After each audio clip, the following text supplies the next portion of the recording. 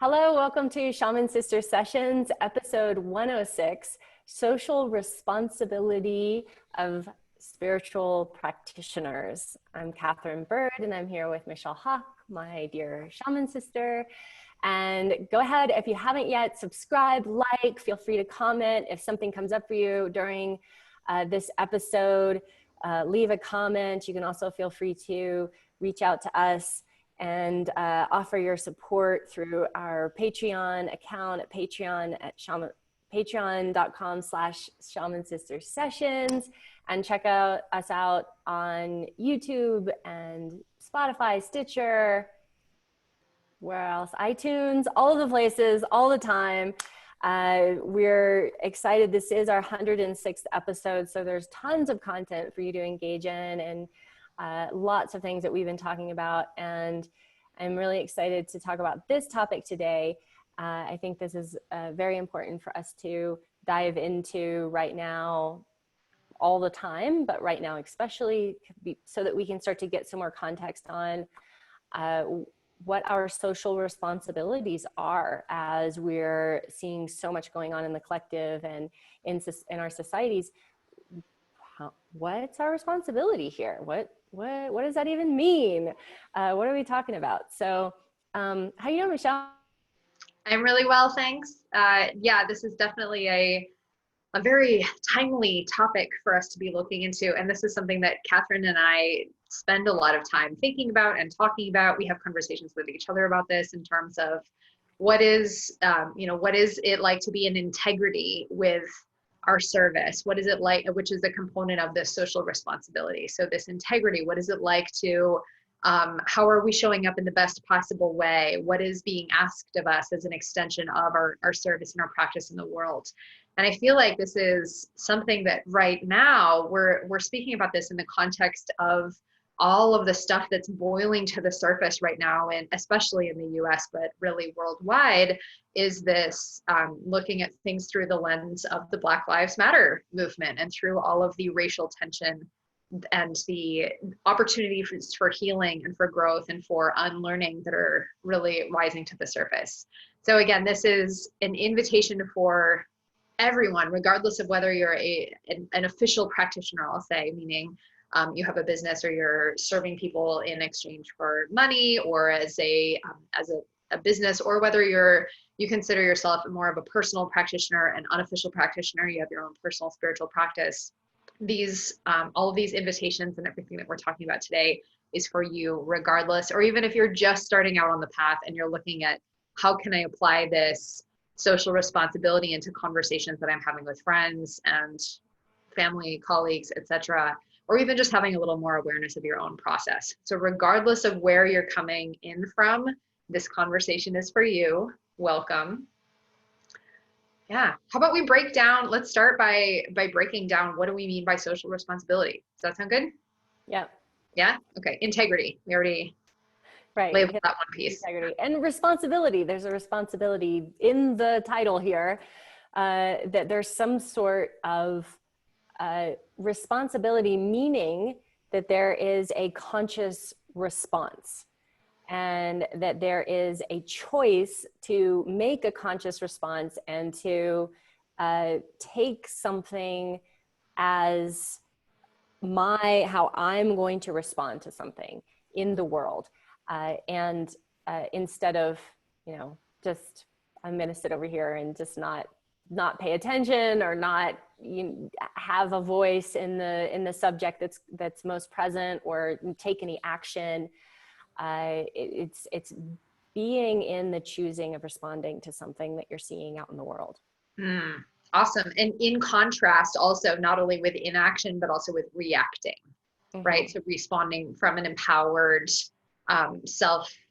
self-agency space of awareness and conscious choice, rather than reacting from a place of feeling triggered, or which again, in this context, there's a lot of triggers happening. Everybody's trauma is getting poked a little bit, and are, as spiritual practitioners, as people who claim to have the tools, who claim to have more awareness or practices, then it really is our responsibility to not react, but instead to respond. So I love that. Okay, so we have integrity, we have responsibility. I would also love to add in accountability, right? And knowing that in this type of situation, and again, we're looking at this through the lens of the Black Lives Matter movement, but really this is this spreads much farther than this particular situation and this particular moment in time. This is really a social responsibility for the purpose of global transformation, regardless of what's going on. Accountability. Who are you accountable to? Really, first and foremost, to yourself, to spirit, to whatever personal agreements you have for your own path and purpose, and holding yourself accountable. Holding yourself accountable to be responsible, to be in integrity, to be in alignment with values, to be in alignment with truth and love and compassion. And being gentle with yourself, but also at the same time, like giving yourself the support that you need to really be firm in checking yourself on that accountability.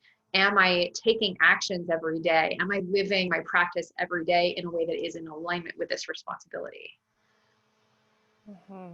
And I think that there's a piece around on openness, on having an open mind, an open heart, an open life in a way, to be able to take in different perspectives and to see where people are coming from, to have compassion and empathy and presence with wherever someone is on their journey, to not go into judgment, to not go into shaming people for their response to something, for being able to hold space for others and for yourself and your own process and whatever you're going through. But being able to understand that there are so many layers to what people's experiences are and their responses to things are.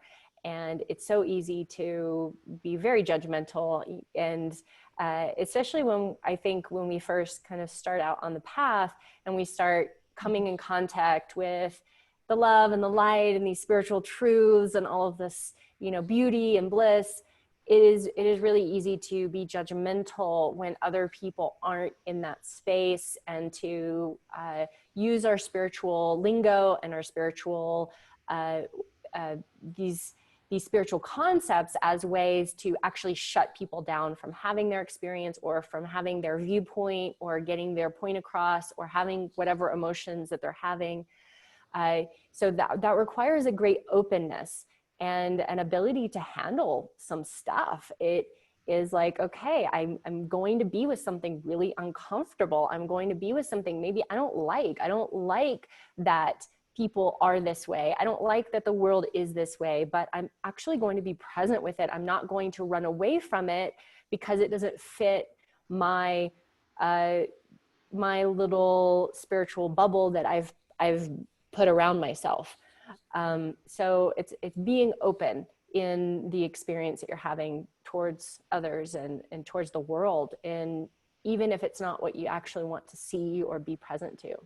Yeah, I love that. That's super important. And I want to tack something onto that what Katherine's describing here is really this ability to hold multiple perspectives of truth at the same time, which is inherently a very shamanic way of being. It's saying, okay, that this is true, and for that person, this over here is also true. And accepting and that openness, like you were saying, Kat, this ability to be present with all of those pieces at the same time from the place of non-shaming or non-judgment. That's a super important piece, again, that our practices ideally are giving us the ability to be present with that. I also want to add in the ability, and I'm not exactly sure what like one word would fit on this, maybe evolution, right? Where our evolution of service, right? Where our social responsibility as spiritual practitioners, like we are service providers, not necessarily for just in the context of our business, or in the context for those of us who are who do our spiritual practice as a business or who are self-employed, but also just we are here to serve. Any spiritual practitioner who is actually in alignment with their soul contract with spirit, there is this divine directive to be of service to the planet, to people, to animals, to plants, to the environment, to the betterment and the transformation and the evolution of all beings.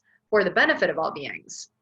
And if we're just sitting around waiting around for things to blow over, air quotes, if you're just listening to audio, for things to blow over, either in terms of COVID or for the Black Lives Matter stuff to settle down, like if you're just sitting around waiting for that so that you can get back to your business as usual, that's not being socially responsible in your practice, right? What is being asked of us as socially responsible, integrous, aligned spiritual practitioners is to serve in the way that we are called within the context of what is being asked of the transformation of Earth. And knowing that your service is probably going to look different with different contexts, with different lenses happening. And right now we have a couple of really powerful transformation portals layered on top of each other right now. We're still in this COVID experience, and we have this portal moment opening where in the context of our social reform, this is a really powerful moment where people are more engaged with taking action and with social action. People are more likely to contribute to causes. People are more likely to reach out to whoever they need to reach out to, where there could actually be policy changes that otherwise, without this push, might not happen. And so as spiritual practitioners, if we're just kind of sitting around twiddling our thumbs, being like do and waiting for things to blow over so I can get my retreats back online to talk about self-love, and your service is not evolving to serve in what is happening right now, then I would question, is that really the responsible thing? Or can you take your service, and again, all of us are called to serve in a different way, and put it in the context of what is happening right now so that it is relevant, so that it is helpful, so that it is of meaningful contribution to this transformation portal that we're experiencing as a global community right now. Mm-hmm. And that might seem challenging. I know that sometimes for me, it's like, okay, well, how, right? It's taken me a long time to try to figure out a year long, like, okay, this is what I'm going to do for the year, right? To calendar and schedule and be planning into the future, and to go, okay, well, in May, I'm going to do this. And in June, I'm going to do that. And I'm going to sell this program, and I'm going to do this retreat. And I'm going to talk about this. And let's face it, like all of that stuff has kind of gotten blown out of the water, because if we just go about business as usual and just keep talking about ourselves, we're being very tone deaf. And in that, we're not building trust with our communities, because that is one of the cornerstones of who we are, is that we're people that hopefully people can trust, because people come to us with their fears and their worries and their pain and their trauma and all of these things.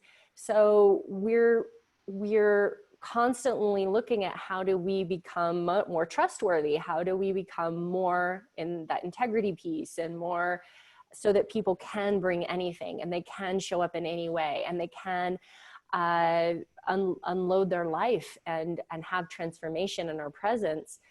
And so it can feel challenging. I know that I have those moments of challenge of like, oh, well, I really want to talk about this, but is that what I should be talking about right now? And I've seen online a little bit of like, well, but this is who I am, and this is what I talk about, and this is my freedom, and I get to be this. And I'm tired of people shaming me and being mad at me for not responding to this in the way that they want me to. And so there's that fine line there of like, yeah, we all are who we are. And maybe your thing is not talking about social justice. Maybe your thing is talking about self-love, or is talking about orgasms, or is talking about relationships, or anything. It could be whatever your thing is. And all of a sudden, here's all of this other stuff that's here. And how do you change gears in a way to be able to hold maybe some of your stuff and some other stuff, and how does it all relate together, right? Yeah. It's Yeah, challenging. Do you feel a challenge around that, Michelle, where you're like, I well, what am do. I supposed to be doing right now? What exactly, what's the thing to say? Yeah, I totally do. And, right now in this moment, for those of you who follow my work, you may have noticed I've barely put anything out for the last couple of months, right? In terms of social media stuff, in terms of newsletters, in case you hadn't noticed, then nothing's wrong, everything's fine. And nothing is wrong.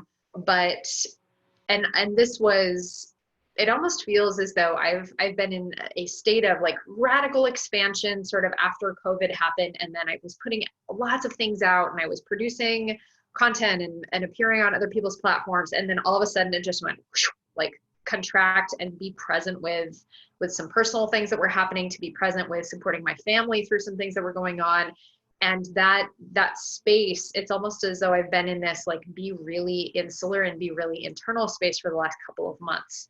Now with the Black Lives Matter movement really exploding and becoming much more public and much bigger and much louder, and with these protests and riots and movements, etc., I've been in that space of questioning of like, what is my responsibility? What is my social responsibility? I have a platform, right? Among them, this podcast, this is part of my platform, my newsletter, my social media, my personal interactions with people, that's part of my platform, right? And I was assessing these different areas in which I have a field of influence and how I can be in integrity, these qualities that we were mentioning. So integrity, responsibility, accountability, openness, and evolution.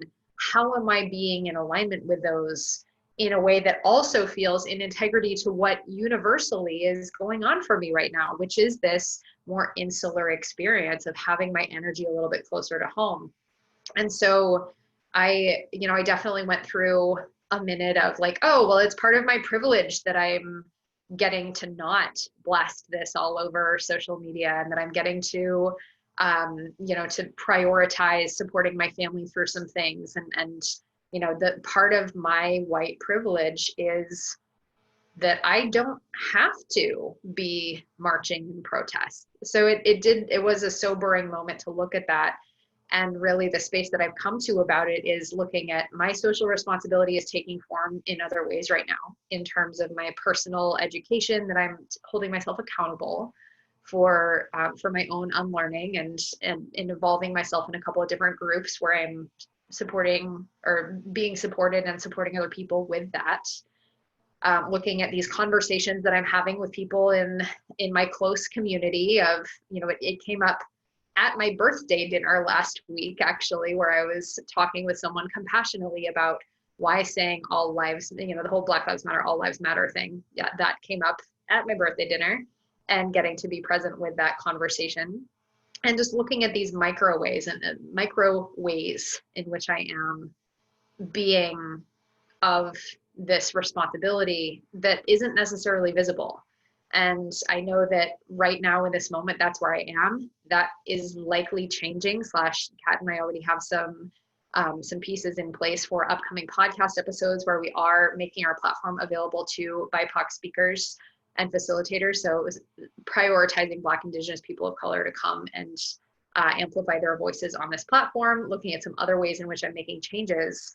But yeah, it is a little bit challenging to, Kat, like you were saying, of looking at what is the nature of my practice, what is aligned, what is not appropriate to engage with right now, personally, professionally, on all of these different layers.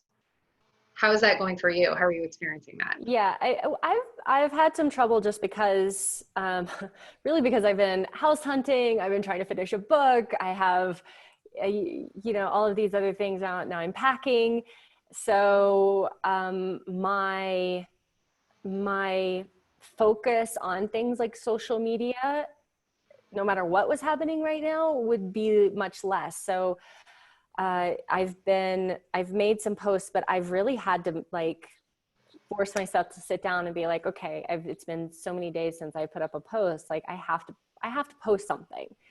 And for me, it always ends up coming through the lens of who I am, right? So one of the last posts I made was about the awakening, and how we've been thinking that this awakening was going to be this amazing, super yummy, festival-y, bliss bubbly, cuddly thing.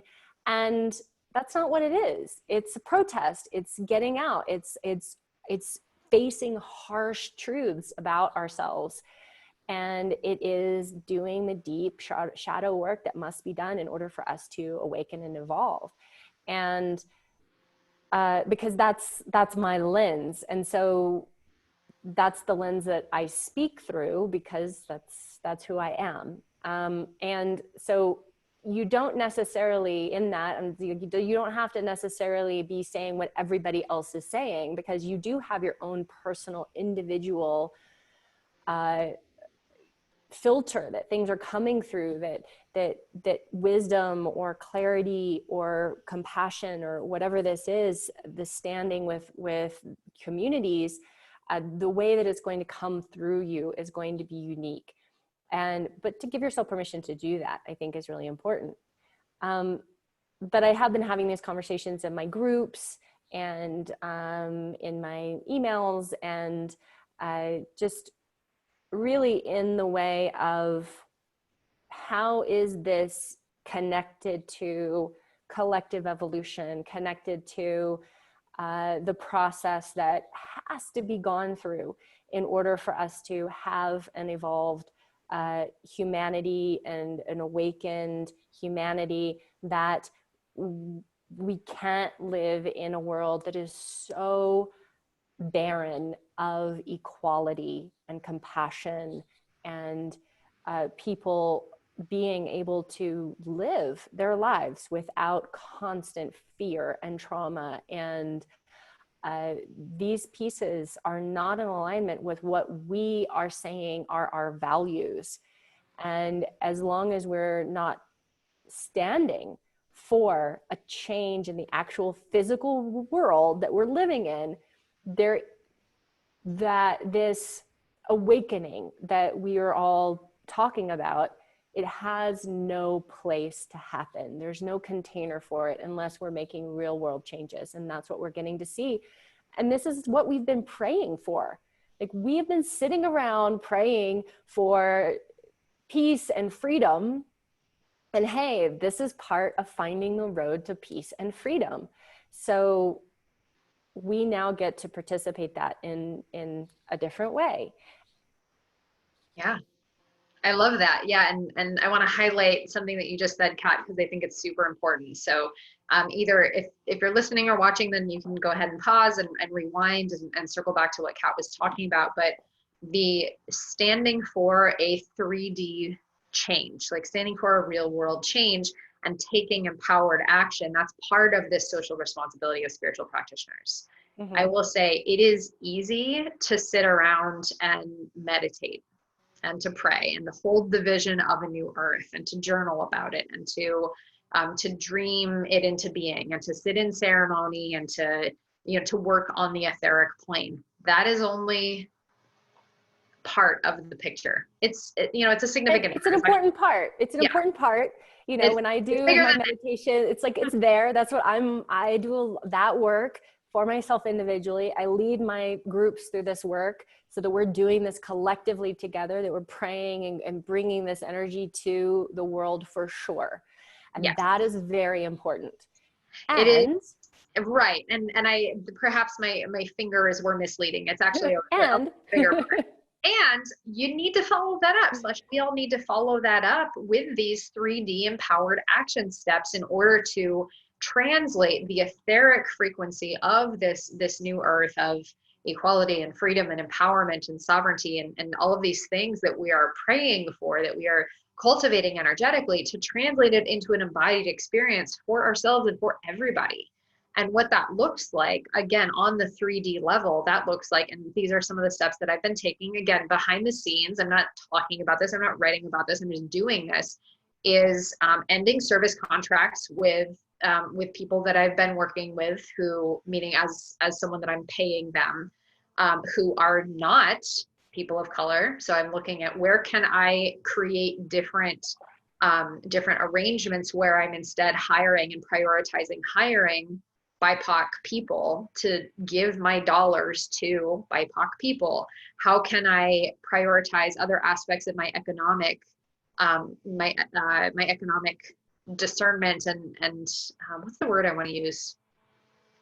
Power, right? Like my economic power, giving it to BIPOC people. So looking for, excuse me, for Black owned businesses, looking for people of color service providers, looking for LGBTQ service providers, and looking for how I can use my all of my resources, my time, my energy, my money, my attention to focus and choose particularly where I want those resources to go to amplify and empower those specific people, not just taking for granted like, oh, I've always used this hairdresser, or I've always used this accountant because my family uses this accountant, or oh, I've always just whatever hired this person without really thinking about it. But now I want to really think about how am I choosing with my money to support and amplify certain people.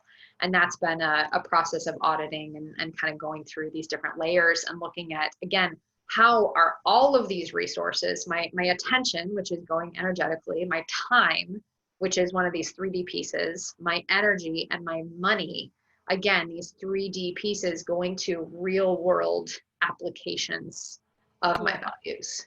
I think there's a couple of things there, Michelle. First, like that you're giving us an example of something that most of us overlook, and that it is something that you can do without becoming traumatized. You can do without engaging with somebody on social media. You can do without going to a protest. You could do without having an uncomfortable conversation with your family member. Like this is a way that you can actually do real world change without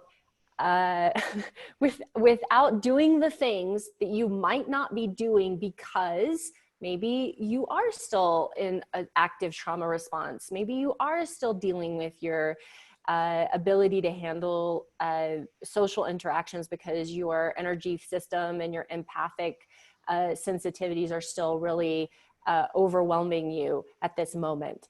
And so then you might feel like, well, I can't do anything because I'm being a sensitive buttercup, as Michelle likes to call people sometimes, being the cute little sensitive buttercup over here, which is totally fine with where you're at, if that's where you're at. But here's something you can do without engaging with that. And I think that that's an important piece to start to look for. Okay, well, it's just not going to work for me to go to a protest. It's not going to work for me to do this or that. But here are maybe some things that I can do, and here's some action pieces that I can take. Mm-hmm. And then the other thing that I wanted to just underline is that you were talking about how the prayer and all of these energetic things that we're doing are so important, but then it's like the 3D. And we talk about this a lot on this podcast because so often when we're hearing about law of attraction and manifestation and how do you live this dream life, and oftentimes it's so focused on the spiritual, it's so focused on the energetic, it's so focused on visualization and affirmation and prayer and intention and all of these things, that many times people get stuck and they do not take daily significant actions. And if you're going to build a business and be abundant, if you're going to live in a place you want to and love your life, if you're going to have a relationship that feels really good and yummy, if you're going to have friendships that support you and make you feel good, all of those things take action. And so does living in the new world, most beautiful place, community that you can imagine. It takes action in the world. So I just wanted to kind of underline those two pieces because it feels like those are really important for us to anchor in. Yeah, and I'll go even a step further and say, here, I'm going to give you a little framework for how you can break this down into an exercise and to do an audit of your resources to look at through these lenses. I feel like that's, that's a pretty good framework we gave for a social responsibility, right? Like these 5 keys of social responsibility of as a spiritual practitioner, right? We talked about integrity, responsibility, accountability, openness, and evolution, right? Those were our 5, right? Okay, so let's write those down, get a sheet of paper, pause the video or pause the audio if you want, get your journal, get a sheet of paper, and write down these 5 things, and then look at your resources. And your resources here for our purposes are your time, your energy, your money, your attention. And if there are any other resources that you want to add to that, for example, and I would say, you know, all of these have different divisions under them. Like I would include your platform as part of your energy and your attention, right? Or your newsletter, if you have a newsletter, or your, you know, or your conversations with your family also goes kind of under your energy. So make a list of your resources, your time, your energy, your money, and your attention, and these different divisions, and go through them and ask, am I allocating my resources in a way that is in alignment with my values, and answering these 5 keys of social responsibility? Am I allocating my time in a way that is serving, in a way that is in integrity, in alignment with responsibility, in alignment with accountability and openness and evolution, right? And so going through, what are you doing with your time? For example, one of my time ways in which I'm allocating my energy thus far this year, all of my scholarship and pro bono work that I have offered to people has gone to BIPOC people. Now that has been thus far just kind of incidental, because that's who I have supported and that's who's come forward to be supported. But I'm going to continue that for the rest of the year intentionally now, whereas I'm prioritizing where my time is going, that I am deliberately serving through scholarship, meaning like significantly discounted rates, and pro bono work solely for the rest of the year, for the rest of 2020, only for BIPOC people, because that's a value of mine, to give my time and to donate my time. So that's an example of a resource. Again, going completely behind the scenes. I'm not posting about this. I'm not writing this anywhere. This is an unspoken thing that's happening because it's important to me. And then looking at your resources, making a list of, how can I take empowered action in each of these areas? How can I audit my resources to be in alignment with this social responsibility? Does that make sense? Mm-hmm. Yeah, absolutely. And I think that's a great exercise. So go do the exercise. And then report back. Comment on the episode and let us know how that goes for you. Right. And just see if anything new emerges, and if there is any awareness of where there's some change that you didn't think that there could be change. Because so often we look at things and we see just like one lens of maybe how I should respond to this should be like this, but there's all of these other ways that we can start to engage with this. And it might be having those conversations in your family, in your community, in your workplace, in if you have a Facebook group that you're leading, or a program that you're running. And I know that it's helpful to know where you stand, and to be able to respond to people who are going to have different viewpoints in these social settings, in a way that is grounded, that is informed, that can be present with maybe something that's somebody's, not happy, and being able to be present to that and still stand by what you see your values as being. We as spiritual practitioners, it's like, as we've gone into this whole social media and coaching and just the internet and all of these pieces, this new age has become something that's very self-serving and very selfish. And it's all about me and how I'm going to help you to be your best self and get your dream, whatever, and manifest your this and that. And I'm going to make a bunch of money doing it. And then I'm going to talk about how much money I'm making because I'm so awesome and I've manifested it.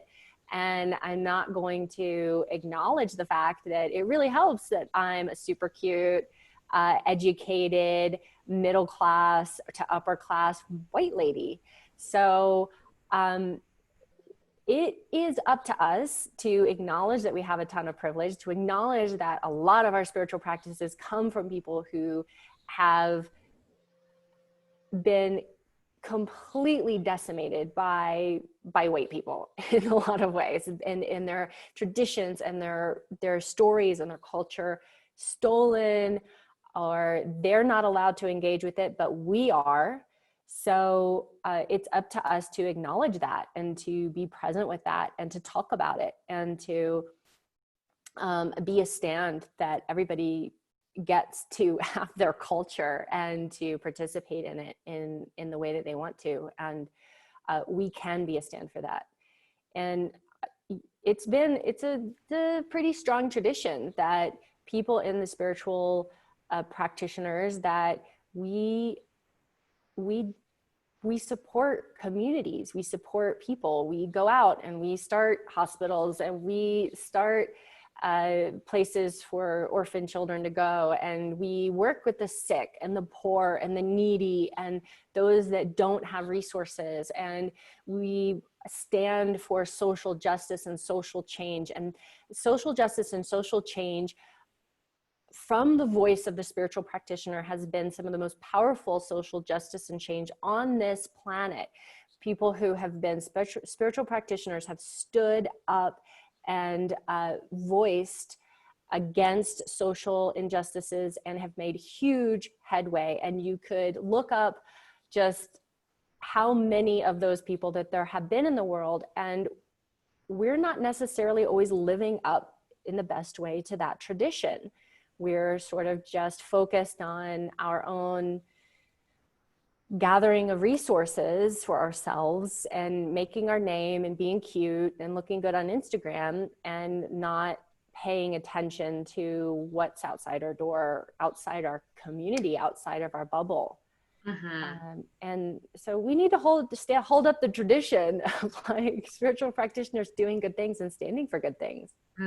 Yeah. And there's, this like the role of dissent, right? Like what is the, like not DESCENT, but DISSENT. What is the role of dissent? Meaning, how are we, standing up and saying no to things? Like, what is that role of the, again, the activist? And in our last episode, we talked about spiritual activism with our guest Beth Weinstein, who is on spiritual activism through the lens of entrepreneurship, but now taking that a step further to look at, I was having this conversation with somebody a while ago who, and I'm not a religious scholar, so I don't actually remember the names of all these people that he was talking about, but like Thomas Aquinas, for example, like there's all of these examples of religious and spiritual figures throughout human history being the ones who are taking a stand and standing up for for compassion, for love, for grace, for values.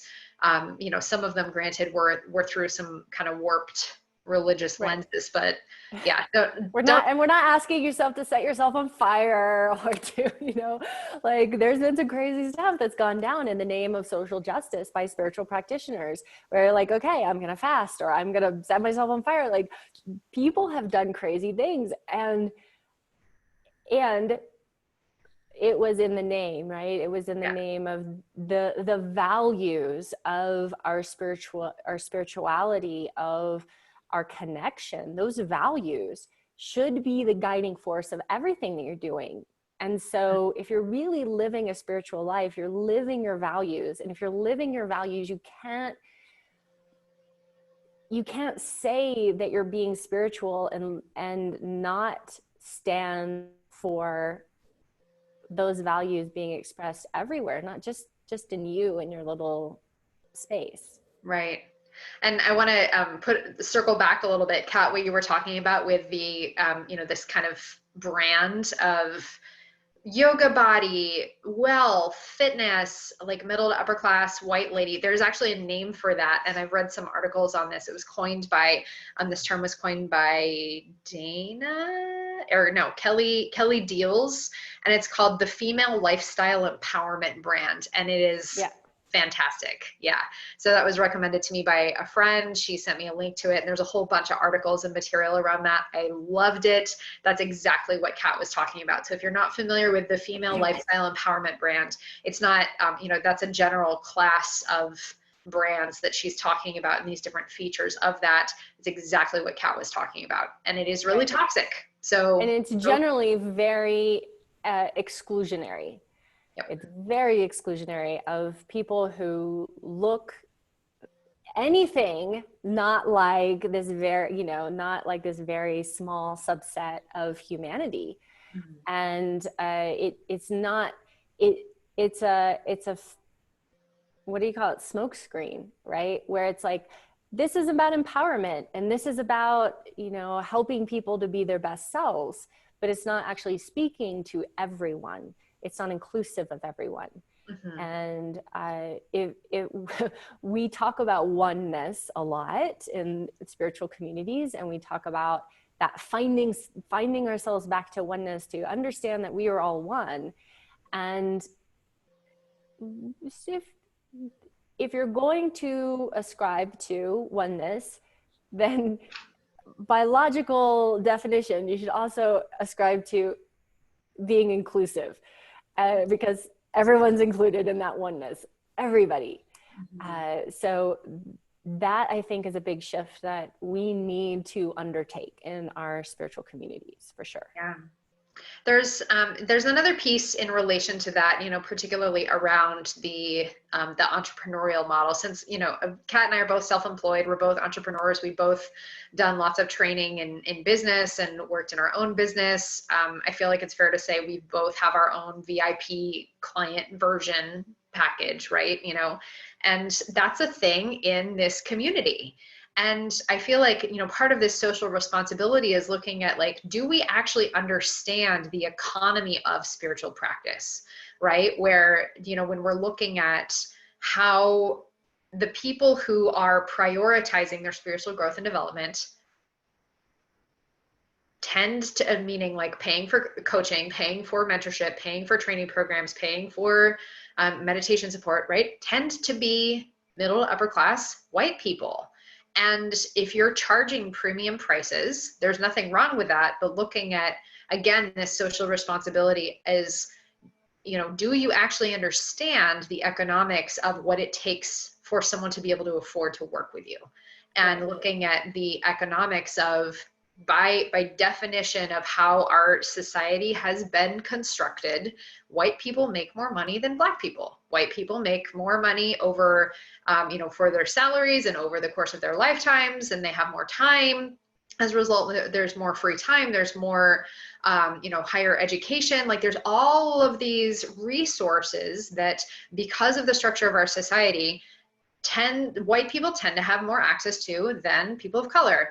That's just how our system has been built. So by charging premium prices, are you inherently, like what Kat was talking about, this exclusivity, are you inherently, and perhaps unintentionally, but creating an exclusive market where your products will be available primarily or perhaps exclusively to white people who can afford them? Right. So looking at the structure of your practice, do you do scholarship work? Do you have multiple tiers of offerings? Do you take scholarship or pro bono clients? Do you build other aspects into the economy of your practice in order to be in alignment with your values?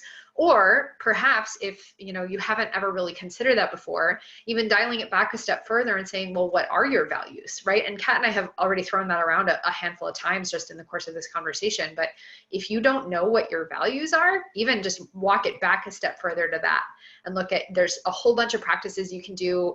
It's called a values elicitation, where you're prioritizing, and there's, if you just Google it, I'm sure there's some resources or a meditation to walk you through how to identify the primary values of your work and your practice, so that you can know and can look at, okay, are my values in alignment with a social responsibility that I want to have as a practitioner, and how am I making that explicit in my languaging and my copywriting and my marketing and in my invitations to work for people to work with me? Yeah.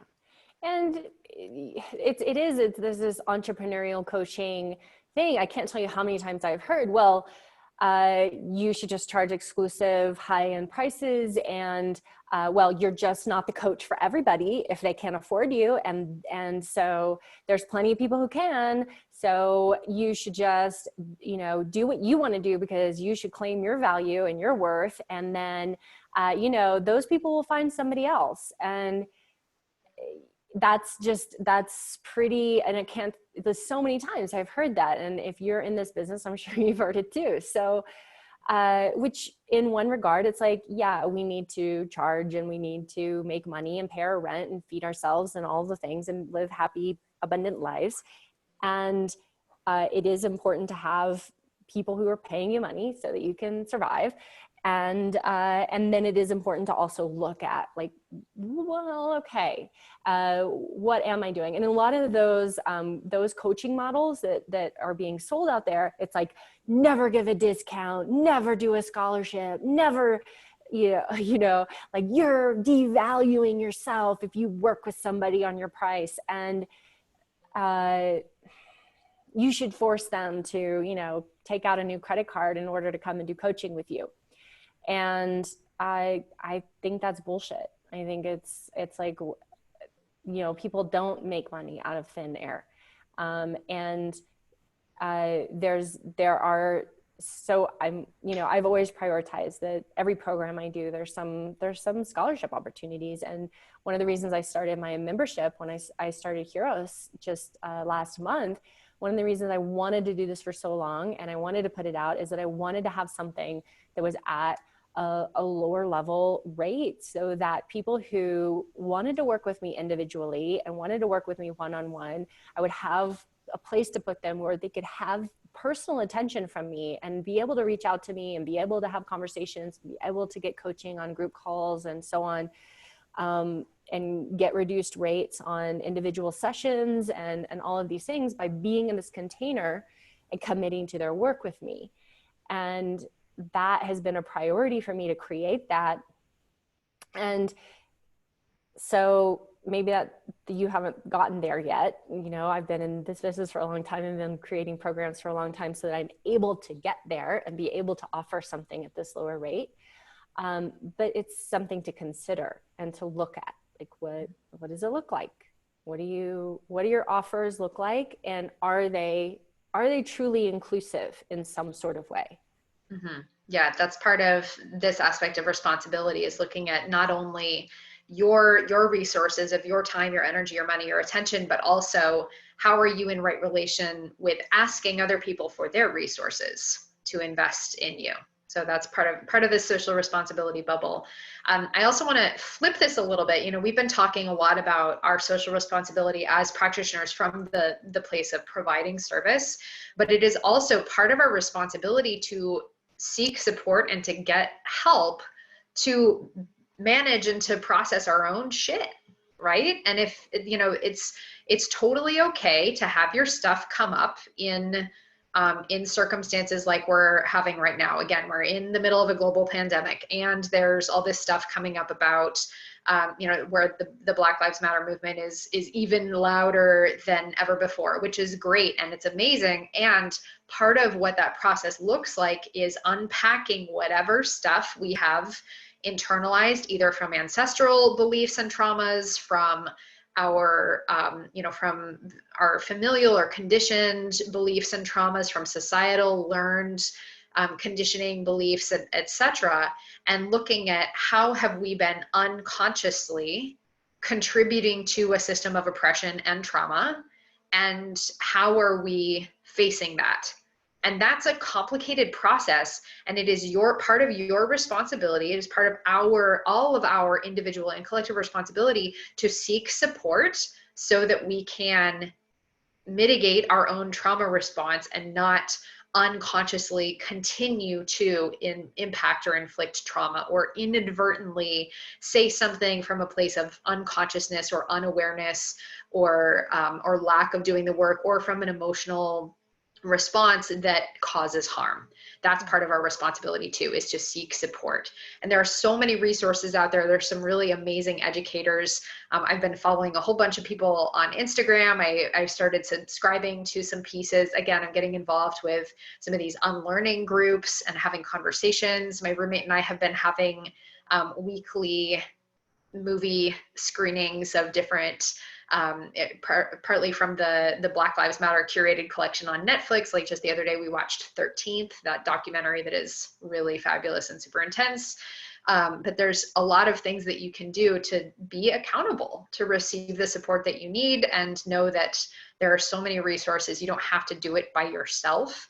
And this would be one way where you can contribute dollars to one of the many amazing BIPOC educators out there who are incredibly intelligent, have an incredible wealth of knowledge and material and curriculum available for people who are looking to educate themselves. Right. And the more that you're educated and the more that you're grounded around all of this and not responding in a negative way, then the more that you're able to hold space for others, the more that you're able to have these tough conversations with people and to bridge, be a bridge and help to bridge some of these issues that we're having and that we're going to continue to have. This is not going away. And it's like, we need to really unpack racism in our country, and we need to look at our indigenous populations and how we are, have and are still failing our indigenous people in this country in a really huge, significant way. And so many of our systems are built so that people of color will fail. And that has got to change from the moment that they're in the womb, they're being set up to fail. So that has got to change in this country, and we get to be a part of that. And in that, we are going to continue to need to have these conversations and speak out and be present to the pain of what's going on. And we are, Michelle was talking, like, we are holding these ancestral wounds. We're holding these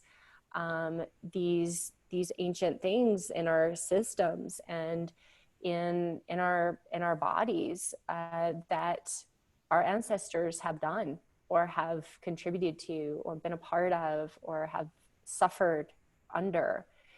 And so there's sometimes those things are going to come up in you might not expect that all of a sudden you're having a really intense response, and you might not expect, because, hey, I'm a super spiritual person and I meditate and I'm like really open-minded and everything, and yet I'm having a troubling time. And so it can also be important to go back to your spiritual practices, your movement practices, your voice, your meditation practices, whatever you have that's supporting you. Maybe learn some new things, take in some new practices to be able to transmute your own internal energy around this so that you can be that clear, present person for the world. Mm-hmm.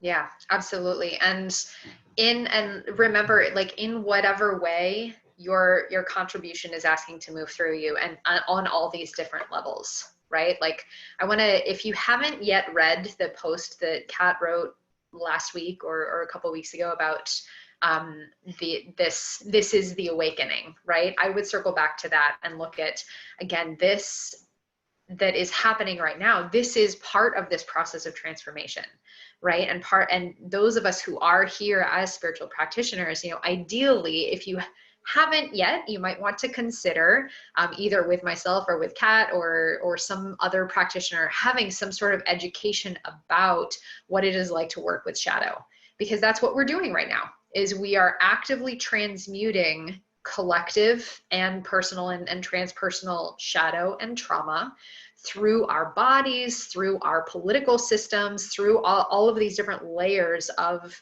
the planetary field. It's hard. Sometimes it really sucks. There are some really beautiful things that are coming out of this, and there's some really challenging things that are coming to light too. And it's all okay. It's all part of the process. It's all part of this aspect of transformation and evolution that we signed up for. As a spiritual practitioner, you agreed to this, right? As someone who's working in contract with spirit, with your soul alignment to be of service, you agreed to be part of this movement in some way. And that means being present not only with holding this vibration of the light and love, but also through doing the work. And again, going back to this social responsibility of checking yourself on how am I living in alignment with all of these pieces in all of these different ways in every single area of my life, and how can I do better tomorrow? Or how can I do better today? Even how can I take one more action? How can I, look at one more thing? How can I chip away at this tremendous entity that exists not only within our own personal fields, and our collective fields, but in these layers and layers of institutionalized trauma and oppression? How can we chip away every single day and know that it is our responsibility as practitioners to do that? Because that's what we agreed to. Hell yeah. Great. All right. So before we go, do we have any, we've given you lots of stuff here. We've given you lots of tips and some things to work with, including this assessment that's going to be really helpful, both the assessment of the values assessment, and then going in and looking at your time and attention and energy and all the different areas of your life, and where are you going to work with these 5 key pillars that we've been talking about. I don't remember them. We can do it. Integrity, responsibility, accountability, openness, and evolution. But yeah, you're good at that. So working with all of these concepts and looking and just, look at yourself, give yourself some space, give yourself some time, be gentle with your process and what you're going through, and really assess what it is you need in order to be more activated here and responsible, more in social responsibility in some sort of way, in whatever way it looks like for you. And it can look like so many different things that you get to be creative in how you want to engage with this. It doesn't have to look like what everybody else is doing. And you get to like dig deep now. And this is great because you do get to do some more shadow work here for yourself, for your ancestors. Great time to do some ancestral clearing work right now, to get in and clean up. I probably should be, I'm speaking to myself. I know that I have, on one side of my family, I had Indian agents, Oklahoma Indian agents who were in my family who went in and were like, okay, get out of here, Indians. We're putting white people in here. And, we're there to police the indigenous populations as they were moving settlers across the country. And that's a part of America. If you're from America, you're a part of that. If you're from Europe, you're a part of that too, only it happened in other places while you were at home, like while your people were home dealing with themselves. But yeah, great time to do ancestral work, great time to do shadow work, great time to look at your self-care practices and your personal practices, your movement practices. What are you doing to move this energy within yourself so you can be more present and conscious through this process? And great time to look at what's your service, what's your work in the world, and let us know what you come up with. Amazing. So that was a lot that we gave you. Don't be overwhelmed. Take some deep breaths, and remember, we're chipping away, right? Every day that we can do one more thing, every day that we can be a little bit better, be a little bit more in our integrity, be a little bit more responsible is great. You're doing it. Awesome. There's so many resources out there to educate yourself, to take responsibility for your own personal process and for the expression of your work in the world, your practice in the world, again, whether that's professionally, personally, whatever it is. And, we get to do this together. So none of us are exempt from this process. P.S. like, you don't get to opt out of this. This is something that we are all in, whether we're, wanting to be or not. And, this is something that I want to be a part of. And I'm willing to bet if you're watching this, that you want to be a part of this too. So yeah, let's all go all in on these building new systems of freedom and equality and justice and compassion and integrity, and know that we're in this for the long game too. This is not going to be an overnight fix. This is something that we get to really dig in and invest ourselves in, because it's the right thing and it's what we're here to do. Yay. So we gave you a lot to do. Please, if you If you want, actually, I might even recommend watching this again or circling back and listening to this again, because we gave you a whole bunch of different pieces, but pulling out the different exercises. And of course, always, as always, if you're inclined to, please subscribe, please follow us on our own personal social media accounts. I mean, Kat is putting out way more than I am these days, but you can subscribe to our emails, our newsletters. You can follow us on iTunes, Stitcher, Spotify, YouTube. And if you do feel inclined to support us in continuing to produce this podcast, please consider becoming a patron or making a donation. You can do that at patreon.com/Shaman Sister Sessions, where you can donate even as little as $1 a month. That's super helpful to help us cover our upload fees and our production fees for continuing to make this podcast happen. Or if you'd like to make a one-time donation, you can do so via PayPal and send some money as a friend to shamansistersessions@gmail.com. You can find us on Facebook. You can reach out to us via our email address, shamansistersessions@gmail.com. And please continue to stay tuned. As we mentioned, we are, once we finish up with our final scheduled speaker that we had already scheduled months and months ago, then we will, for the remainder of the year, be featuring exclusively BIPOC guests and speakers as a part of our effort to use our platform to be in alignment with our values of amplifying melanated voices and supporting members of our BIPOC community. So Kat, how would you like people to stay in touch with you, stay engaged with you? Oh, well, you can just find me on social media, or you can go to my website, katherinebird.com. And right now I have my Heroes program, which is my membership program, is up and running, and that it's so great. And I'm having so much fun with meditations and standing energy practices and different kinds of coursework in there. It's just building itself out, and posting some stuff here right after we get off here. I'm going to be posting new practices and getting, there's coaching support and lots of interesting people in this group. So if you're interested in that, you can find that on my website. It's Hieros, Hieros. And yeah, that's the easiest thing. I know you're like on sabbatical, sort of. A little bit, I am, but I feel like I'm going to be coming back kind of soon. And also, whenever you're watching this, if it's months after the fact, then I might be back. I'll probably be back already. So circle around to my website, joyofenergy.com. You can get on my newsletter there. I promise I will start sending cool stuff out again soon. And you can also join Lightworker Portal, which is the online community that I've created just for you that has tons of content. It's got people in it from all over the world, and it costs the price of one coffee per month. So it's a very economical way to be part of a curated community with amazing resources. If you want to do both Heroes and Lightworker Portal and double up your amazing connections, I highly recommend it. We do have some crossover. And then, yeah, that's all for now. And always, reach out to me through my website, joyofenergy.com, if you want to be in touch. Again, like right now in this moment, I'm in sort of an incubation space, but something cool is going to happen here pretty soon. I feel it percolating. So just stay in touch with me and you'll find out what it is. Okay. Thanks, Michelle. Yeah, thanks, Kat. Great work, everybody. Keep it up. You're amazing. Bye.